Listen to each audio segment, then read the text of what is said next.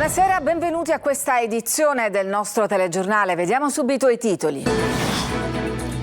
Confessa una delle due donne fermate a Catania per avere dato fuoco ad una 26enne dopo una lite tra le famiglie. Ma la benzina ce l'avevo per caso, dice. L'altra indagata nega ogni responsabilità. Inchiesta Pandora, rinviato a giudizio il deputato regionale e leader della Lega Luca Sammartino, accusato di corruzione nel comune di Tremestieri e Tenneo, nel catanese. La droga entrava nel carcere di Barcellona Pozzo di Gotto con il cibo che la moglie di un detenuto portava al marito. Il boss impartiva gli ordini da un cellulare. 9 arresti. Spento solo dopo molte ore il vasto incendio che ha minacciato anche il cimitero di Catania. Sul rogo quasi certamente doloso la procura ha aperto un'inchiesta. Un water in piazza a Nicosia per protestare contro la crisi idrica. Intanto la Corte dei Conti indaga sulle tariffe dell'acqua prelevata dagli invasi, quasi tutti a secco. Oggi la giornata del caffè al bar con la moka, una tazzina che unisce tutti. Calcio, terza vittoria esterna consecutiva per il Palermo che ha piegato il Südtirol 3-1. Mal di trasferta per il Messina sconfitto a Picerno. Al Catania stop di 2 mesi per Sturaro, diagnosi distrazione collaterale.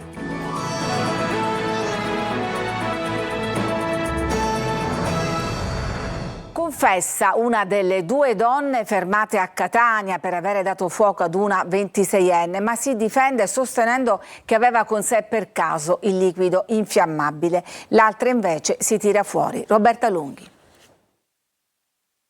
Ha ammesso di avere spruzzato e acceso il liquido infiammabile, ma ha sostenuto che la bottiglia con la benzina l'aveva già con sé per caso, in una versione che escluderebbe così la premeditazione del gesto.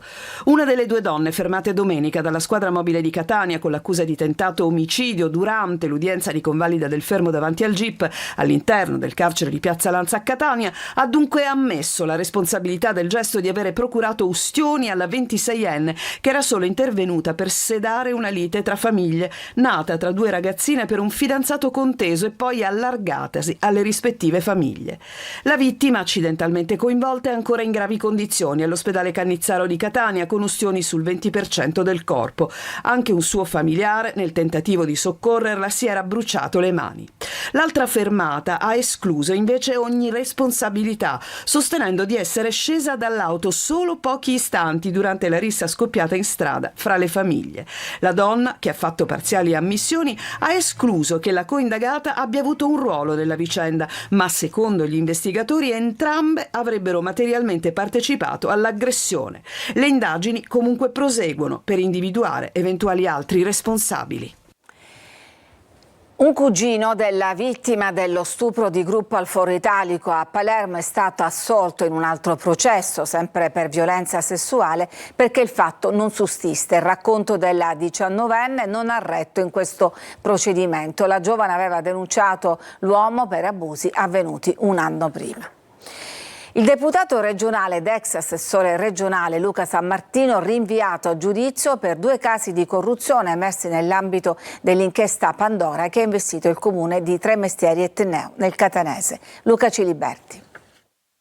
Il GUP di Catania, Ottavio Grasso, che ha accolto la richiesta della Procura di Catania, ha rinviato a giudizio il deputato regionale Luca Sammartino, leader della Lega in Sicilia, accusato di 2 presunti casi di corruzione emersi nell'ambito dell'inchiesta Pandora. Secondo l'accusa, Sammartino avrebbe favorito il proprietario di una farmacia a Tremestieri e Tenneo impegnandosi per impedire l'apertura a un suo concorrente in cambio di appoggio elettorale per la candidata alle europee che lui sosteneva nel 2019 con il PD. Il secondo caso riguarda 2 carabinieri del nucleo di polizia giudiziaria della Procura che avrebbero fornito notizie su eventuali indagini nei confronti suoi e bonificato da eventuali cimici la sede della sua segreteria. A processo con Sammartino andranno altri 11 imputati e la prima udienza è fissata per il 14 marzo del 2025. Lo scorso 17 aprile Sammartino si era dimesso da vicepresidente della regione siciliana ed assessore all'agricoltura dopo essere stato sospeso dalle funzioni pubbliche dal GIP, provvedimento poi confermato anche dal Tribunale del Riesame. Il deputato ha sempre difensore contestato le accuse esprimendo la piena fiducia nella magistratura. Nell'ambito della stessa inchiesta hanno chiesto l'accesso al patteggiamento l'ex consigliere comunale Mario Ronzisvalle, allora consulente del sindaco Giuseppe Puccio Monaco e il professionista Paolo Di Loreto. La decisione sarà adottata il 7 ottobre. Saranno processati invece con il giudizio abbreviato altri 10 imputati, tra loro l'ex sindaco di Tremestieri Etneo Santirando e Pietro Alfio Piero Cosentino e 2 presunti esponenti di spicco di Cosa Nostra, Santa Paola Francesco e Vito Romeo, quest'ultimo cognato di Cosentino. I 4 sono accusati di scambio politico-mafioso per le amministrative del 2015. La droga entrava nel carcere di Barcellona, Pozzo di Gotto, nascosta nei pasti, e giravano anche i cellulari con cui il boss continuava a dare ordine al clan da dietro le sbarre. Francesco Triolo. L'operazione è scattata alle prime ore dell'alba di oggi nell'Interland di Barcellona Pozzo di Gotto, nel Messinese. Oltre 60 agenti hanno eseguito un'ordinanza di custodia cautelare in carcere emessa dal GIP di Messina su richiesta della Direzione Distrettuale Antimafia della Procura a carico di 9 soggetti. Il reato contestato è quello di detenzione e spaccio di sostanze stupefacenti, nonché associazione criminale dedita al narcotraffico. La vicenda ricostruita dagli agenti della polizia riguarda il presunto giro di droga nella zona e anche all'interno del carcere di Barcellona. La vendita al dettaglio della sostanza stupefacente infatti avveniva pure dentro la casa circondariale di Barcellona Pozzo di Gotto, dove veniva fatta entrare illecitamente, occultandone gli involucri all'interno di pietanze e consegnata ad un detenuto che costituiva il vertice dell'associazione. Era poi la moglie che si preoccupava di dare esecuzione agli ordini impartiti dal marito dall'interno del penitenziario attraverso telefoni cellulari, visto che è stato appurato che l'uomo avesse un cellulare di piccole dimensioni a sua disposizione. La donna quindi rendicontava puntualmente i profitti economici, mantenendo un costante ed aggiornato elenco dei crediti concessi, preparando le pietanze in bottiglie di stupefacente per la successiva consegna all'interno del carcere, anche grazie al contributo inconsapevole di ignari corrieri. L'organizzazione gestiva anche una remunerativa attività di cessione all'ingrosso dello stupefacente ad un altro gruppo criminale gerarchicamente strutturato che gravitava principalmente nel comune di Milazzo e che si era gradualmente sviluppato anche in altri comuni limitrofi. È stato spento solo dopo molte ore con vari lanci d'acqua il vasto rogo che ieri ha minacciato anche il cimitero di Catania. Aperta un'inchiesta. Tonino De Mana. Sembra che ignoti stessero bruciando guaine di rame per rubare il metallo quando all'improvviso le lingue di fuoco si sono propagate, alimentate dal vento e dalla vegetazione incolta.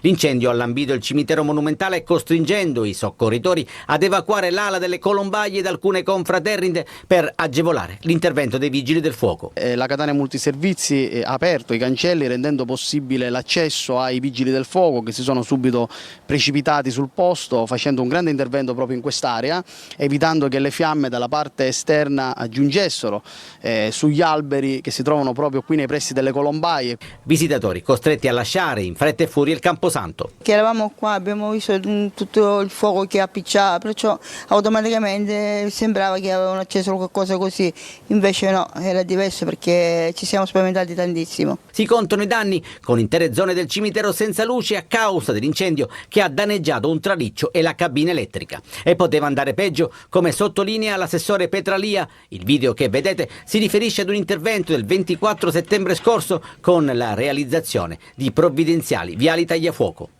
Già a fine settembre avevamo portato a termine le operazioni di realizzazione delle linee tagliafuoco e devo dire che queste hanno avuto effetto perché comunque le fiamme sono fortunatamente rimaste lontane dalle abitazioni. Sull'incendio è stata avviata un'inchiesta, al momento si procede contro ignoti. Protesta simbolica a Nicosia, in provincia di Enna, dove i cittadini hanno piazzato un water proprio nel mezzo della piazza per protestare contro la mancanza d'acqua. Gerry Italia.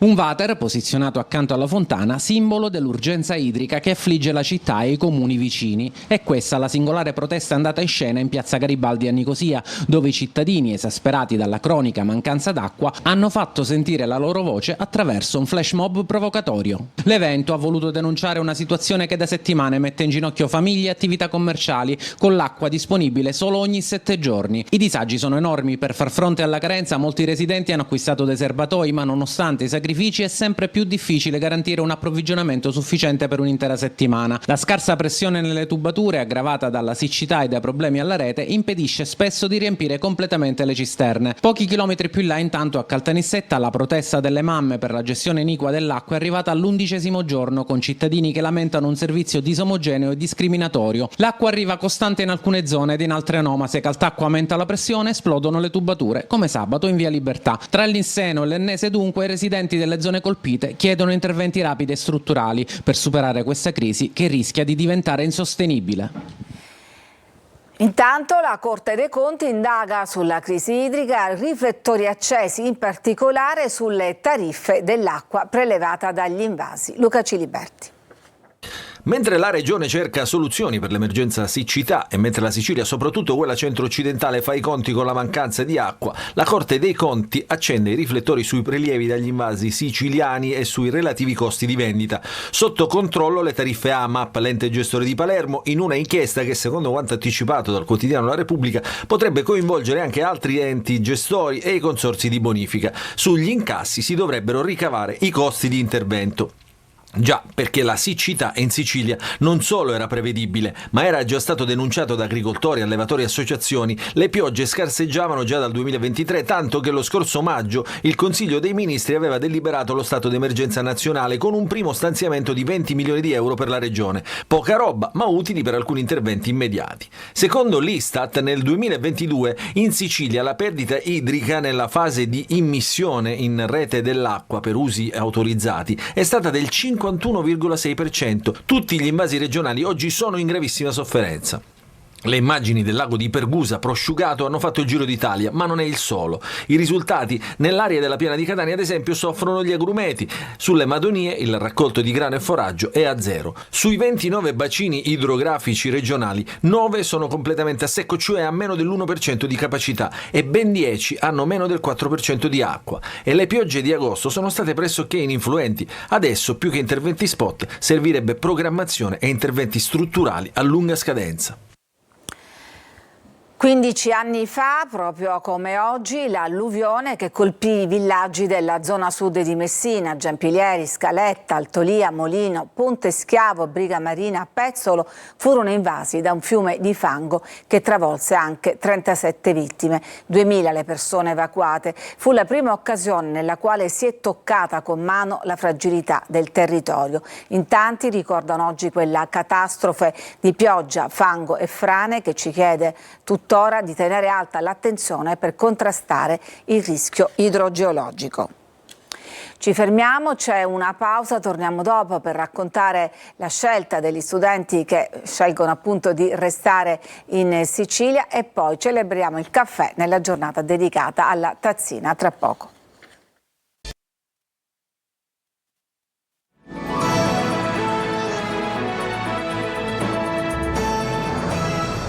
A Catania aumentano gli iscritti all'università. Sentiamo allora le voci di gli studenti che restano in Sicilia in controtendenza con la fuga dei cervelli. Simona Mazzone. Se uno studente universitario su 4 lascia la Sicilia per l'anno accademico in corso a Catania, sono 7.520 gli immatricolati contro i 6.347 dello scorso anno. Parliamo di tutti i corsi di laurea triennali e magistrali a ciclo unico, iscrizioni all'Ateneo Catanese dunque in crescita, ma ci sono dei fattori che però vanno considerati.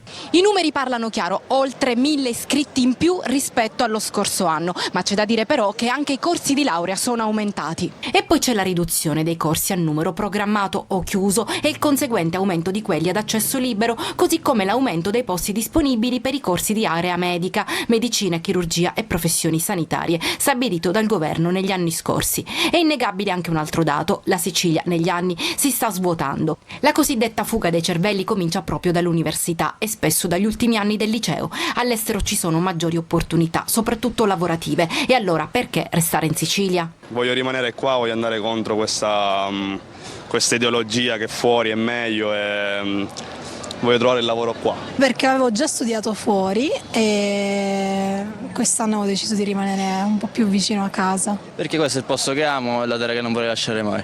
Volevo stare vicino alla mia famiglia, non mi piace studiare fuori. Chi completa gli studi nell'isola spesso sa già che qui non resterà. Foglio di carta in mano, si decide di volare verso altre mete. Io veramente mi sono appena laureato in scienze motorie, proprio in questo istante, ma la mia intenzione non è quella di rimanere qua, quindi diciamo sono già mentalizzato ad andare al nord.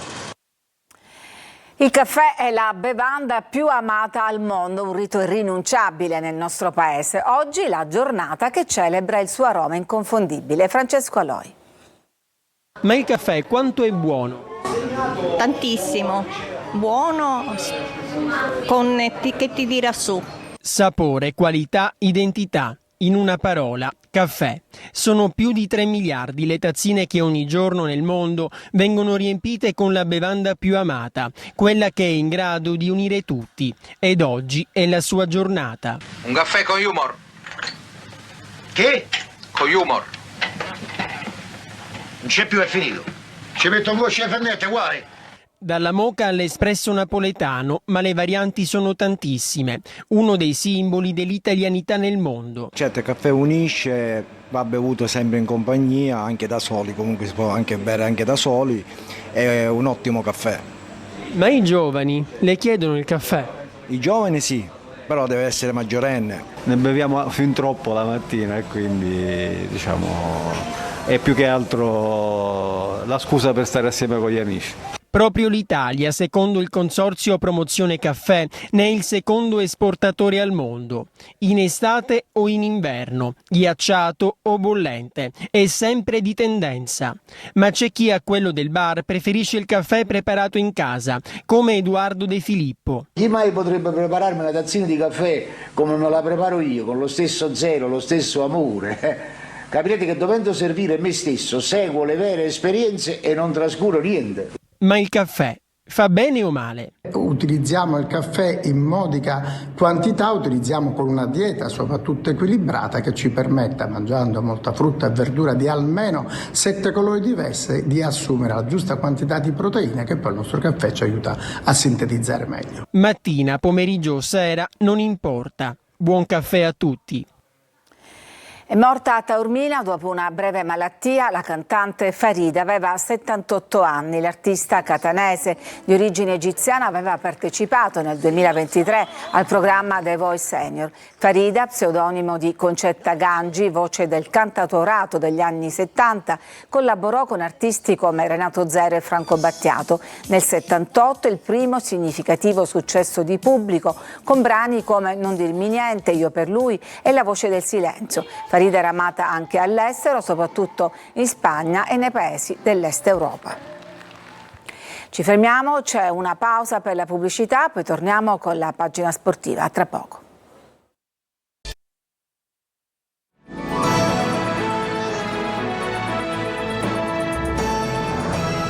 Ed eccoci alla pagina sportiva, calcio, terza vittoria consecutiva in trasferta per il Palermo che ieri ha piegato il Sud Tirol per 3-1. Marco Gullà.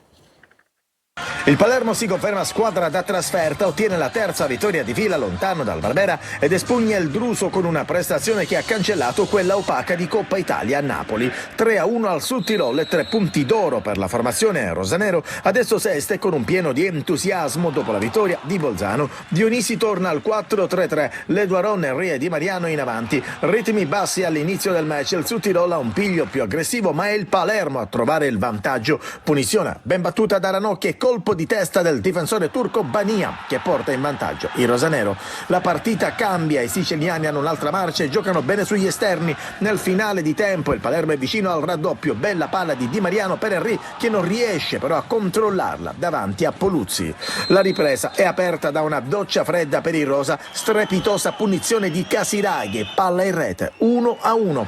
Ma la paura dura poco, sempre Ranocchia confeziona un altro grande assist, questa volta per Diakite, spizzicata di testa e palla in rete, 2-1. La girandola di sostituzioni porta un altro cambio di risultato. Il subentrato Roberto Insigne al termine di un'azione orchestrata da Brunori e Segre arrotonda lo score in favore del Palermo. Ma la partita è stata positiva, difficile, equilibrata, più nel primo tempo che nel secondo, e abbiamo fatto veramente bene dopo l'1 pari, ma abbiamo approcciato benissimo, siamo passati in vantaggio su palla inattiva, abbiamo fatto un altro gol su palla inattiva, una cosa che ci stava mancando, e abbiamo qualità anche per fare gol in queste situazioni. Prossimo impegno per il Palermo in casa domenica contro la Salernitana. Mal di trasferta per il Messina, sconfitto anche a Picerno. Il servizio. Solito Messina anche a Picerno, prima si difende bene, crea qualcosa, poi si distrae, va sotto e la reazione è inesistente. 2-0 per i lucani in vetta insieme al Benevento, mentre il Messina comincia a stabilirsi nella bassa classifica, dove ha sempre vissuto con Sciotto in Serie C. Modica sceglie Liena Triello, ma non rinuncia a Luciani, bocciato anche questa volta. Turnover per Tomei, sorpresa del girone. Primo tempo trascorso a studiarsi e annullarsi. Curtosi decisivo su Graziani, intervento più semplice su Sant'Arcangelo. Il Messina arriva in porta per demerito di Gilli, che sfiora l'autorete sull'incursione di Lia. Ripresa sempre sotto ritmo, le emozioni sono rare. Pedicillo trova la deviazione di Merelli sul suo destro a giro. Al minuto 31 Maiorino pesca in aria Cardoni, che anticipa Ortisi e batte Curtosi a difesa schierata. Sciotto sceglie la gioventù, incassa i soldi del minutaggio e il Messina ne paga le conseguenze. Minuto 40, Curtosi impacciato sulla punizione dello stesso Maiorino e Petito raddoppia. Il Picerno ringrazia 2 volte, i giallorossi portano a casa qualche complimento e la terza sconfitta esterna. Al Catania arriva lo stop di 2 mesi per Sturaro. Sentiamo la diagnosi dell'infortunio nel servizio di Francesco Triolo. Le vittorie di Benevento e Picerno hanno allungato la distanza del Catania dalla vetta della classifica adesso a 3 punti. Cambia poco per i rossazzurri in questo momento, che reduci dal successo contro l'ex capolista Monopoli mettono nel mirino la trasferta di Caserta di domenica prossima con una rinnovata fiducia e con l'entusiasmo di chissà che può solo crescere. I rossazzurri da oggi preparano la gara contro i campani al ritmo di un allenamento al giorno. Non arrivano però buone notizie alla visita che Stefano Sturaro ha effettuato a Roma dal professor Mariani presso la clinica Villa Stewart. Il controllo ha evidenziato una distrazione di secondo grado del legamento collaterale mediale del ginocchio sinistro, almeno un paio di mesi di stop per lui. Su Gherardi invece, che manca dalla gara contro il Cerignola, Toscana era stato piuttosto ottimista per un recupero in vista proprio della gara contro la Casertana, ma sarà solo l'esito degli allenamenti settimanali a dare un responso definitivo, cioè se il difensore centrale è riuscito a superare i problemi muscolari che lo hanno fermato. La Casertana è reduce dal pareggio di Cerignola e la sfida contro il Catania apre per i Falchetti un ottobre di fuoco con tanti derby, dall'Avellino al Benevento sino a quello con la Cavese. Per questo c'è grande attesa per la sfida di domenica, perché vogliono iniziare bene questo cammino e rilanciarsi in classifica. Contro il Catania non ci sarà uno dei tanti ex della gara. A Cerignola infatti è stato espulso Contec, che è stato squalificato e salterà la sfida contro i rossazzurri. È tutto per questa edizione, grazie per averci seguito, vi auguro una buona serata.